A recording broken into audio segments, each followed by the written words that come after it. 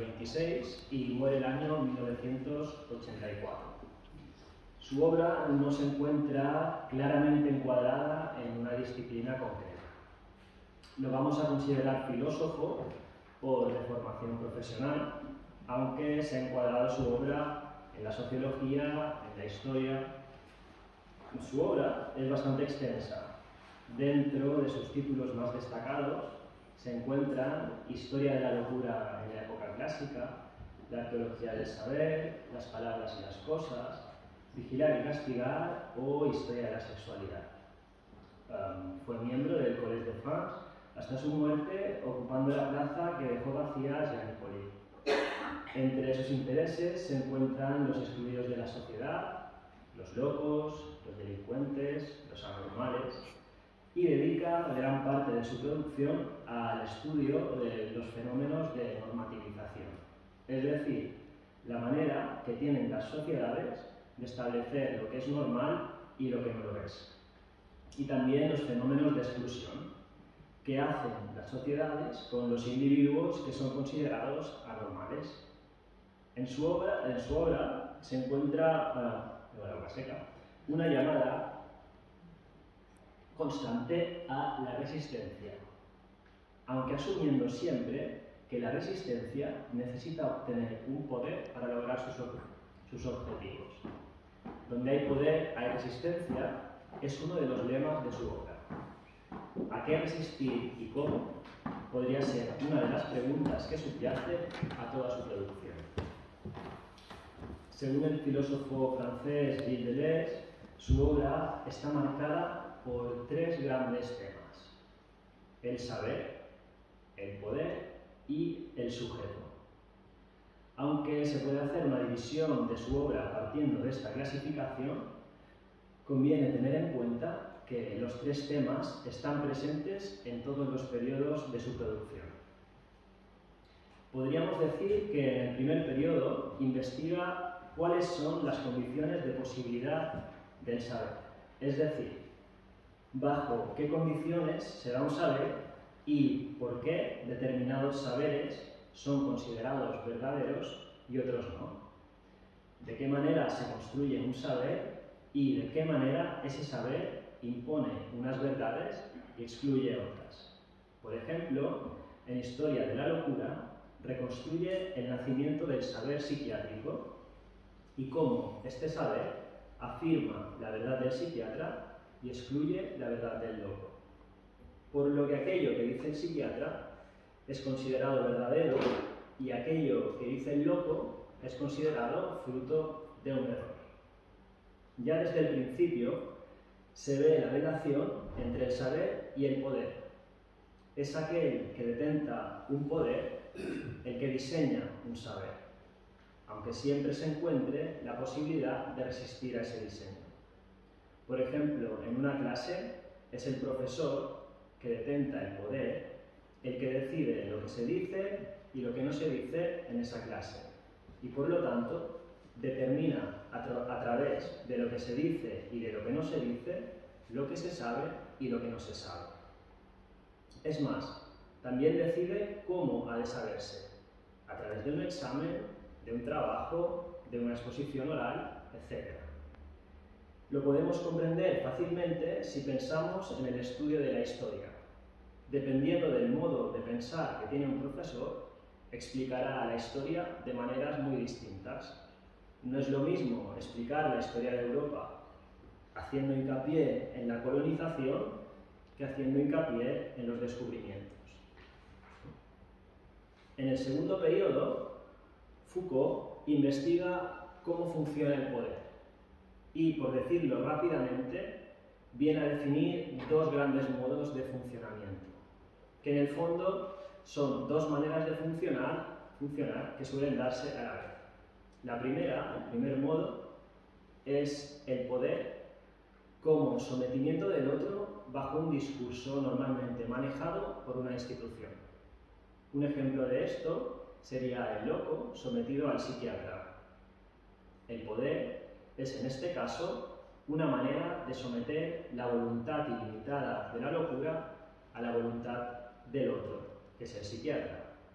Es decir, la falta de límites del otro, su deseo de no aceptar los límites sociales ni las reglas que se le quieren imponer, incluso el deseo de no aceptar el juego de las identidades, tienes que ser solo uno, por ejemplo, es contestado por la voluntad del otro, que actúa como límite y que trata de someter al loco a su voluntad, que, muy resumida, la voluntad del psiquiatra sería algo así como, según Foucault, deseo que seas normal, por lo que el loco tendrá que estar bajo las órdenes del psiquiatra si quiere curarse, en el sentido de normalizarse o al menos simularlo.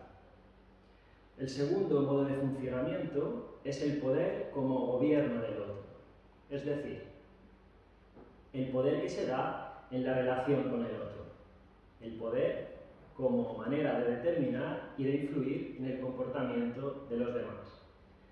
Este poder es un biopoder, en el sentido que es un poder que está ligado a la vida y que se da en todas las relaciones cotidianas. Es muy importante comprender que no hay un gran poder que lo estructura todo, sino que las cosas se estructuran a través de relaciones de poder. El poder es una red, no es una superestructura. Es decir, Foucault no considera que hay un poder, por ejemplo, el Estado, que controla todos los aspectos de la vida de los ciudadanos, sino que todos y cada uno de los aspectos de nuestras vidas están condicionados por relaciones de poder que pueden tener orígenes diferentes. Por lo tanto, combatir el poder supone oponer resistencia a esas relaciones de poder.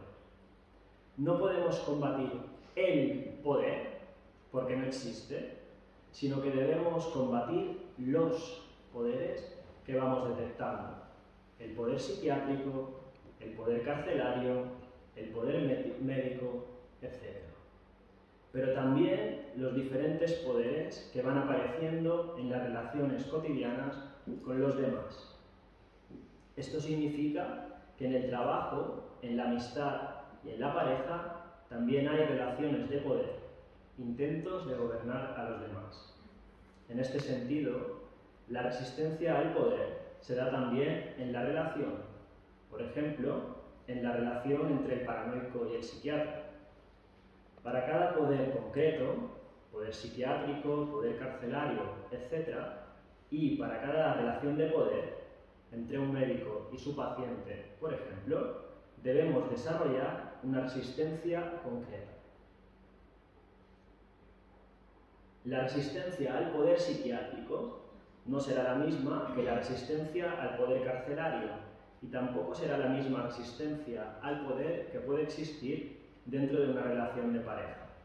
Y otra cosa, el poder no tiene una connotación negativa, ya que dominar a los demás puede ser importante y necesario para conseguir unos objetivos concretos. Por ejemplo, si quiero que me paguen más, necesito dominar de alguna manera sobre aquel que me paga. También pienso que es importante entender que no siempre tiene el poder un mismo individuo. El poder circula, se mueve y se activa en momentos diferentes, en sujetos diferentes. Por ejemplo, en una pareja alguien puede tener el poder en un momento determinado porque está cocinando una receta que solo él conoce. Y el otro hará lo que él diga mientras está cocinando. Y en cambio, estar bajo el gobierno del otro esa misma noche en una relación sexual. Pero no solo esto.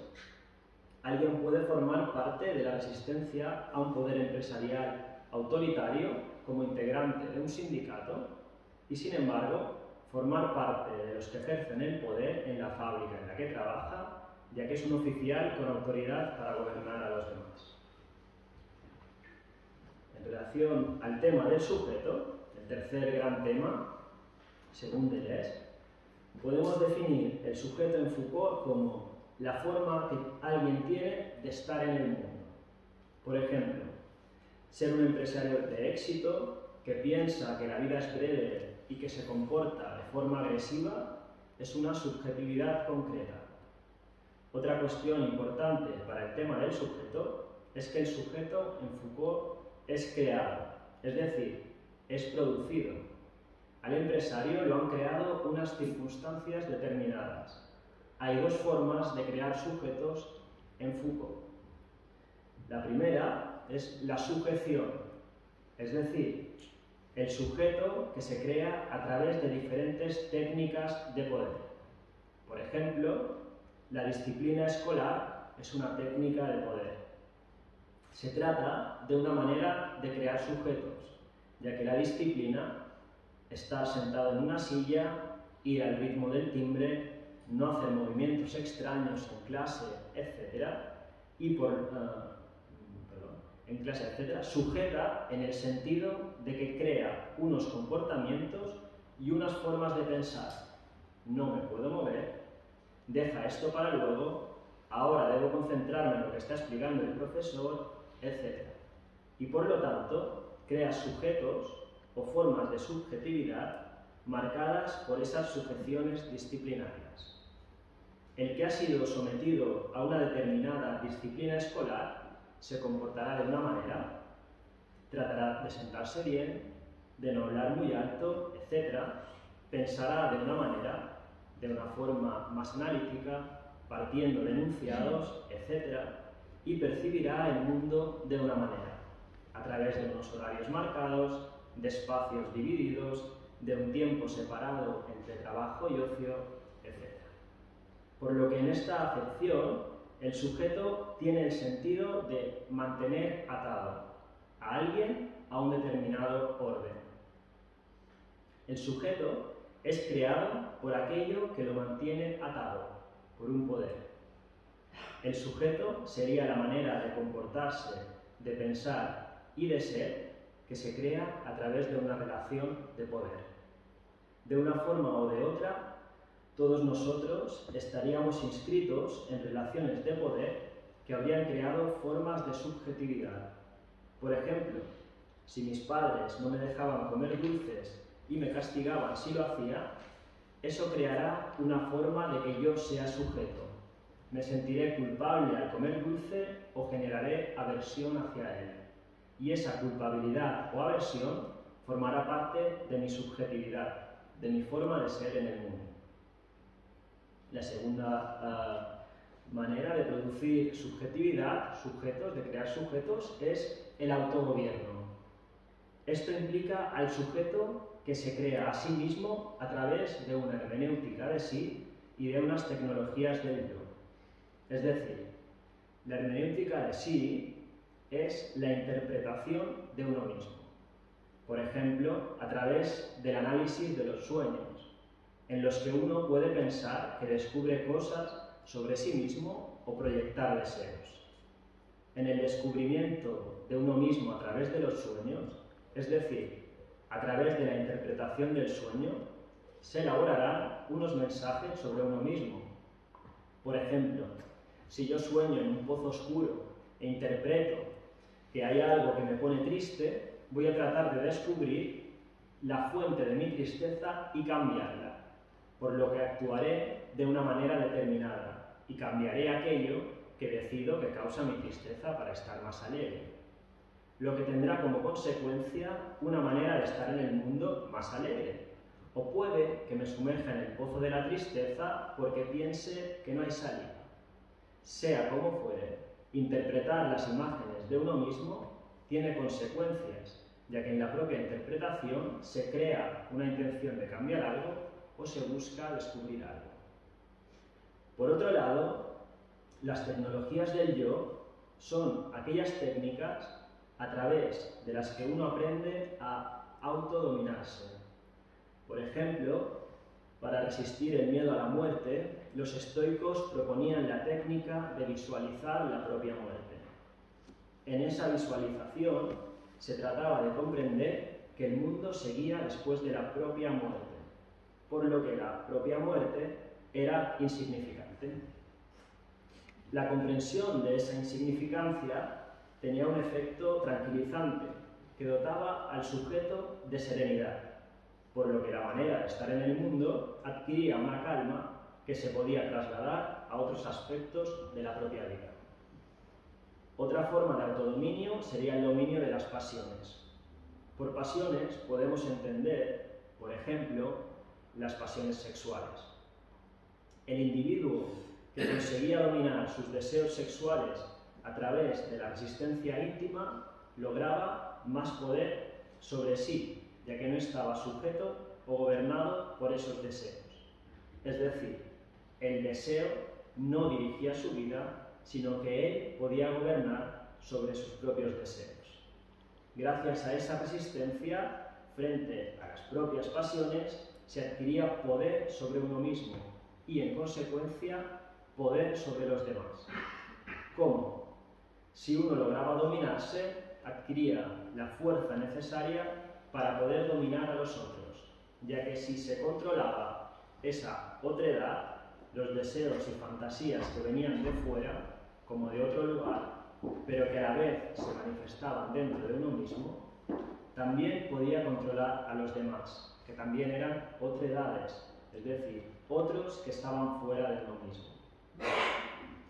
Quiero resaltar que el poder no tiene connotaciones negativas en Foucault.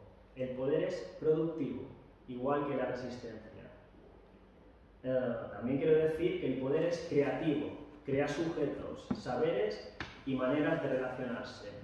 No es puramente represivo, como el poder de la ortodoxia marxista, el poder del liberalismo o del anarquismo, que consideran al poder como una instancia. En Foucault, el poder es relación productiva, como lo que hemos visto antes. El poder dentro de una clase crea saberes y conocimientos, o la disciplina crea subjetividades, maneras de ser y de comportarse. Por ejemplo, en Historia de la Sexualidad, Foucault estudia cómo los dispositivos de regulación de la sexualidad en la era victoriana no se basan en decir no al sexo, todo lo contrario. Dichos dispositivos se dedican a obligar a hablar de sexo todo el rato y terminan sexualizando toda la sociedad. Los dispositivos de poder producen un saber sobre el sexo, es decir, que el poder no es tanto la prohibición de hablar, sino la obligación de hablar. Y la resistencia igual, no es puramente negativa, en el sentido de una oposición a la represión, sino que es positiva, ya que en su actuar crea formas de ser en el mundo. Por ejemplo, lo que acabamos de ver, la resistencia a las pasiones crea una manera de relacionarse con uno mismo, el autodominio, que tendrá como consecuencia la posibilidad de gobernar a los demás. Pero más allá de esto, la resistencia crea subjetividades que buscan una existencia más libre, en medio de las sujeciones que se les imponen. Entonces, tres temas que estructuran la obra Foucaultiana: saber, poder y sujeto. Estas tres coordenadas nos permiten un panorama general de los temas que trabaja en su obra. Vigilar y castigar se escribe en el año 1975, después del discurso inaugural del Collège de France titulado El orden del discurso del año 1970. Esta obra, Vigilar y castigar, es considerada la culminación de lo que podríamos llamar el segundo Foucault, que termina con el primer volumen de la Historia de la Sexualidad el año 1976. Es decir, un Foucault inmerso en el tema del poder. La obra trata sobre el nacimiento en las sociedades modernas del sistema penitenciario. Lo que quiere poner de manifiesto es que nuestras sociedades, que provienen en parte de los procesos históricos que él estudia, son así, pero podrían haber sido de otra manera. Es decir, tenemos cárceles, pero podríamos haber tenido otras maneras de castigar a los delincuentes si el orden discursivo hubiera sido otro. ¿Qué significa orden discursivo? Podríamos definirlo como el conjunto de enunciados que están activos en una época histórica. Por ejemplo, Algunos enunciados típicos de nuestra época histórica podrían ser, y esto es una hipótesis, si quieres, puedes, sonríe y el mundo te sonreirá, etc. Foucault estudia cómo determinados enunciados se inscriben en un sistema discursivo más amplio, que tiene consecuencias directas sobre el modo de hablar, de pensar y de relacionarse de la población en general. Por ejemplo, el enunciado si quieres, puedes, podría tener, y repito que es una hipótesis, como consecuencia un discurso demasiado triunfalista con respecto a las propias capacidades, que ocultaría los condicionantes relacionados con la propia condición social o con el propio talento, lo que crearía una sensación de culpabilidad en aquellos individuos que no lograran sus objetivos. Todo eso en el marco de un expansionismo empresarial y de enaltación del emprendedor. Este sistema discursivo crearía una subjetividad concreta, ligada al triunfalismo, la culpabilidad y el emprendimiento como formas de ser en el mundo. No nos alargaremos demasiado con el tema del enunciado, pero se puede señalar que un enunciado tiene que poder ser repetible e inscribirse de manera material.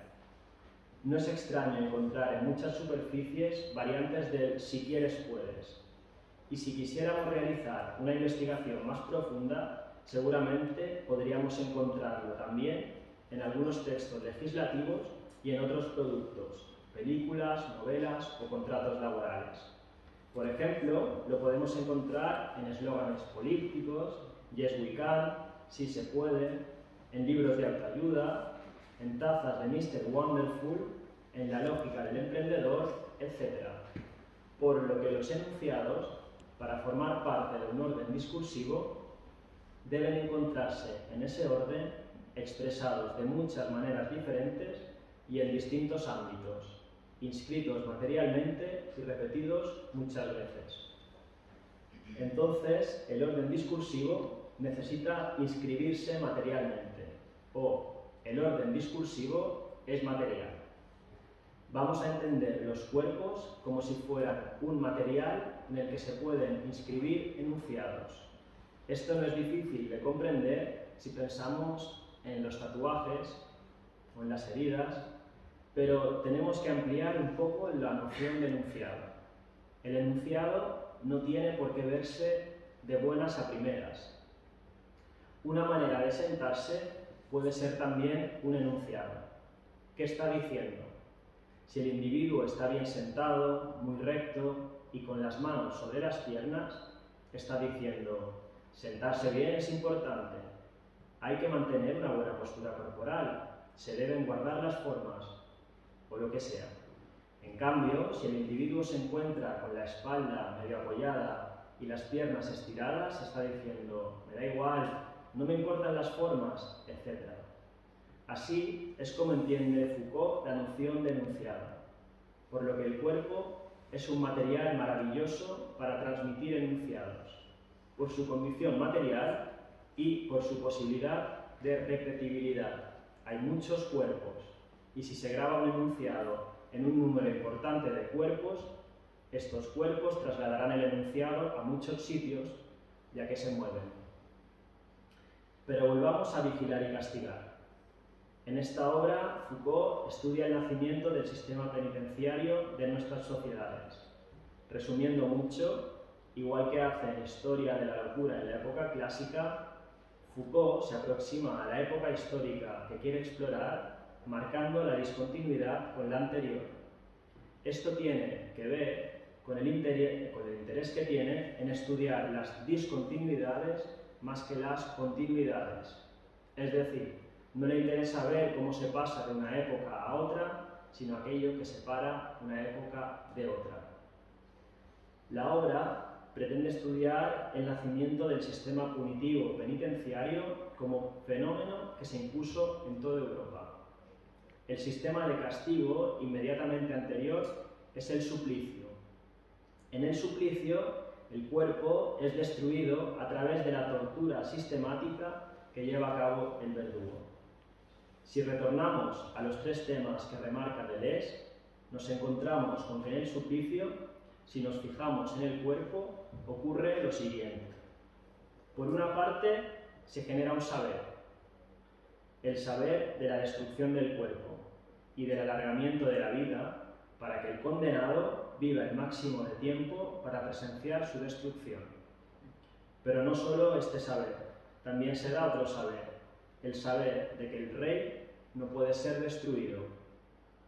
Este saber se genera en el marco de un poder, el poder real que establece una relación con los otros que es la propia de los súbditos. Y también genera una forma de subjetividad, un sujeto atado a las técnicas de tortura que busca su reconciliación con Dios. Por ejemplo, el caso de Damien, que hirió al rey Luis XV con una navaja de doble filo. Al ser un intento de regicidio, se le condenó a la máxima pena y fue supliciado. A través del saber del verdugo se lo destruyó, y en esa destrucción el poder del rey fue reforzado. Mientras se lo torturaba, se lo iba desmembrando y despellejando, él iba pidiendo perdón a Dios y buscaba su salvación repitiendo la expresión: perdóneme, Dios mío. Por lo que a través de las torturas se consiguió el arrepentimiento y la búsqueda de la piedad del condenado. ¿Qué enunciado se inscribe en ese cuerpo? Nadie puede tocar al rey. El suplicio es un espectáculo. Por eso el enunciado se transmite masivamente. Por lo que el cuerpo es, en el sistema penal del suplicio, un cuerpo expuesto, que se abre frente a todos a través de la tortura para enunciar que nadie toca al rey. El orden debe ser respetado. ¿Y cómo resiste ese cuerpo supliciado? Resiste por la propia naturaleza del cuerpo. Por ejemplo, ante el desmembramiento, el cuerpo resiste los tirones de los caballos que tratan de arrancarle las extremidades. Pero en esta forma de resistencia no hay voluntad ni deseo de resistir. Simplemente es la resistencia que cualquier cuerpo opondría a su destrucción. Ante el sistema penal del suplicio solo hay dos maneras voluntarias de resistir. Una, en un interrogatorio, mantenerse firme ante la tortura y negar los hechos. Si se da esta resistencia, los cargos pueden ser retirados. Y la segunda, resistir en los márgenes, es decir, no hacerse notar ni atacar directamente al rey. Eso permite existir en un espacio relativamente libre, en el que no hay persecución. El Código Penal del suplicio es brutal ante aquellos que desafían el poder del rey. Sin embargo, permite que existan bolsas de legalidad laxa. ¿Por qué? Porque no está interesado en un control continuo de los cuerpos. Lo que le interesa es el castigo riguroso y sistemático de algunos cuerpos, de los cuerpos que lo desafían. Por lo que más allá de esa persecución brutal de los que desafían el orden, concretada en la destrucción pormenorizada de sus cuerpos en el suplicio, se abre un espacio marginal en el que circula la subversión. El cuerpo supliciado es el sacrificio necesario para que se pueda desarrollar la resistencia. Si el rey está muy ocupado destruyendo centímetro a centímetro un cuerpo, no puede ocuparse de muchos otros miles de cuerpos que lo desafían con su sola existencia subversiva. Por ejemplo, organizando un surtido mercado negro, o creando obras teatrales en las que se mofan de los poderes que los gobiernan, o simplemente viviendo en lugares en los que el poder del rey llega de una manera muy difusa, ya que están organizados y gobernados por poderes extraños a la corona. Los modos de vida de las clases más bajas, por ejemplo, en barrios en los que rigen códigos muy distintos a los códigos que se usan en palacio. Por lo que el cuerpo supliciado no puede resistir más allá de la resistencia natural del cuerpo. Pero el castigo brutal deja espacios de libertad en los que los cuerpos pueden actuar de forma extraña al poder monárquico, siempre y cuando no desafíen abiertamente ese poder. Como contraste a la penalidad brutal y espectacular del suplicio, en la que no hay ningún pudor al castigo, nos encontramos a partir del siglo XIX con un pudor a la hora de castigar los cuerpos. En la mayoría de los países de Europa desaparecen los suplicios a partir del año 1830. El cuerpo ya no debe ser castigado abiertamente. En algunos países se mantienen los latigazos, pero en la mayoría incluso estos desaparecen. El cuerpo ya no debe ser destruido, debe ser usado como instrumento para corregir el alma. El castigo debe tener una finalidad terapéutica, pedagógica o moral. Ya no se castiga un cuerpo para demostrar quién manda. Ahora se castiga como si el cuerpo fuera un instrumento que puede corregir el mal comportamiento del sujeto, y se hace con pudor. La brutalidad contra los cuerpos debe quedar escondida en las cárceles o en otros espacios destinados a eso. Si se hace espectáculo de un castigo físico, debe ser limpio y corto, como es el caso de la guillotina. Se pasa de un arte de las sensaciones insoportables a una economía de los derechos suspendidos. Cita de Foucault. Ya no se quiere aniquilar el cuerpo rebelde advirtiendo a los otros insurgentes a través de la espectacularidad del suplicio. En el Código Penal Penitenciario se quiere domesticar el cuerpo a través de la discreción de la disciplina. La disciplina es una técnica de sujeción del cuerpo, es decir, el saber disciplinario puesto a disposición de un poder busca crear una subjetividad sometida a dicho poder. Por ejemplo, el saber disciplinario puesto a disposición del poder escolar creará alumnos que se sientan bien y no gritan en clase. Las técnicas disciplinarias se dirigen al cuerpo, es decir, que tratan de sujetar el cuerpo, que no haga movimientos extraños, que no salga de los espacios que se le han señalado, una clase, por ejemplo, que no dirija su fuerza contra aquellos que detentan el poder, etc. La culminación de las fantasías disciplinarias de la modernidad es el panóptico de Jeremy Bentham. Jeremy Bentham es considerado el padre del utilitarismo inglés. El panóptico es una cárcel que consiste en una estructura que gira alrededor de una torre de vigilancia central. Desde ese centro vigilante se pueden ver y controlar todas las celdas de los presos. Los presos no pueden ver si en el eje de la cárcel hay alguien o no, por lo que continuamente tienen la sensación de que pueden ser observados. El miedo a ser observados los obliga a comportarse como es debido, por lo que la vigilancia se introduce en sí mismos y se convierte en autovigilancia. El panóptico es un poder que simula la omnipotencia sin ser omnipotente. En realidad es un poder muy económico. No hace falta invertir grandes cantidades de dinero en vigilantes y en sistemas de control. La apariencia de la vigilancia ya actúa como una forma de controlar a los demás. Si yo pienso que alguien puede estar mirando, no me voy a comportar igual que si estoy completamente solo. La genialidad del panoptismo es que el individuo introduce dentro de sí un poder vigilante que lo mantiene controlado sin necesidad de grandes esfuerzos de violencia por parte de los que detentan ese poder. ¿Y dónde reside ese vigilante interno? En el alma. Para Foucault, el alma viene a ser una tecnología creada para el control social.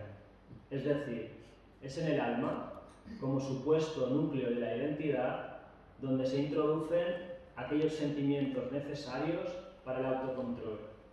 La culpabilidad ante el descontrol, los sentimientos morales que prometen la mejora personal, etc. Es decir, es en el alma como tecnología productora de identidad donde reside la vigilancia interna. Es en el alma donde se introducen las técnicas disciplinarias y donde se introyecta la voluntad de poder necesaria para aplicársela a uno mismo. Es el alma la que mantiene sujeto el cuerpo. Por eso Foucault afirmará, invirtiendo la frase platónica, que el alma es la cárcel del cuerpo, porque es desde el alma desde donde se proyectarán todas las tecnologías de sujeción del cuerpo. Por todo esto, la resistencia del cuerpo tiene que ver con la indisciplina y con escapar a la omnipresencia de la mirada panóptica, escapar a la omnipresencia del alma. Para escapar se necesita ir desatando aquello que nos ata al poder disciplinario, es decir, desatarnos del alma, darnos cuenta, tomar conciencia de lo que nos sujeta para tomar en consideración si eso que nos sujeta tiene que ver con algún poder que necesitamos resistir o si, por el contrario, necesitamos esa sujeción. Por ejemplo, no es lo mismo sujetarse a uno mismo para no dejarse llevar por la cólera y romper todos los platos de la vajilla que sujetarse a uno mismo a la hora de moverse libremente en la pista de baile. En el primer caso, la sujeción evita que nos quedemos sin platos. En el segundo caso, evita que nos divirtamos, incluso que desarrollemos nuestra identidad de una manera más libre y alegre. Por otra parte, parece bastante claro que ante un exceso de visibilidad, la resistencia consistirá en crear espacios de invisibilidad ante esa mirada que todo lo ve. Podemos imaginarlo como una persona que hace algo y que no parece sospechoso, pero que en realidad lo que hace es altamente subversivo. Algo así como una disidencia a plena luz. La disidencia no se opone directamente al poder panóptico, sino que busca crear otras realidades ante su mirada, sin que el poder sea capaz de detectarlas como subversivas hasta que sea demasiado tarde. De alguna manera, se trata de que el sujeto se cree de nuevo en los ángulos muertos de esa mirada totalizadora. Pensar cómo hacerlo es una de las tareas de la resistencia, pero parece claro que el cuerpo es un espacio privilegiado para ese tipo de prácticas, ya que el panóptico puede controlar los cuerpos, pero no puede controlar las experiencias cambiantes y las sensaciones subversivas que circulan por ellos. Es decir, yo puedo ver que el cuerpo está sentado, pero no puedo saber si está sintiendo desazón o un cosquilleo placentero. La resistencia debe desaprender, es decir, salirse del saber que ha sujetado su cuerpo a un poder concreto, para lograr crear una nueva subjetividad más libre. El cuerpo, superficie sujeta por ataduras invisibles que lo convierten en dócil, es el lugar desde el que se puede empezar a tomar conciencia del malestar, ya que un cuerpo no se vuelve dócil sin someterlo a un férreo control. Y por lo tanto, en los cuerpos sometidos hay algo que no puede ser desarrollado, hay algo que lo mantiene andando como una marioneta, algo que le prohíbe experimentar más allá de lo que es considerado normal, y eso provoca sufrimiento. Además, en el cuerpo se da una resistencia casi natural. Pensemos en el niño. A ningún niño le gusta estar sentado horas y horas en una clase. Para lograrlo, hacen falta muchos años de relaciones de poder con maestros, orientadores, pedagogos, familias, etc. Por supuesto que no es tan fácil como decir algo tipo «vamos a liberar los cuerpos», ya que si tratamos de liberar los cuerpos desde un proyecto utópico que ha nacido desde un orden de subjetividad concreto, vamos a proyectar ese orden sobre lo que venga. Es decir, si yo pienso en un mundo mejor desde este mundo, en el momento en que consiga armar una revolución para cambiar el mundo, voy a cometer los mismos errores del mundo del que vengo, ya que mi estructura de pensamiento no habrá cambiado. Se trata de un cambio más profundo. que solo se puede dar en la experiencia misma del propio cuerpo, de aquello que lo sujeta y de las relaciones de poder en las que está inmerso. El cuerpo está atravesado por poderes y por resistencias. Para poder resistir, necesitará usar tanto los unos como las otras. El objetivo es claro: moverse con más libertad, desalienarse, convertirse en un sujeto que respire con más serenidad al lado de otros sujetos también libres, capaces de moverse y, por lo tanto, capaces de dejar moverse a los demás sin censurar su extrañeza ni tratar de sujetarla. Vivir en un mundo de cuerpos libres y extraños, que se acercan y se alejan, inmersos en una red infinita de relaciones de poder y de resistencia. Gracias.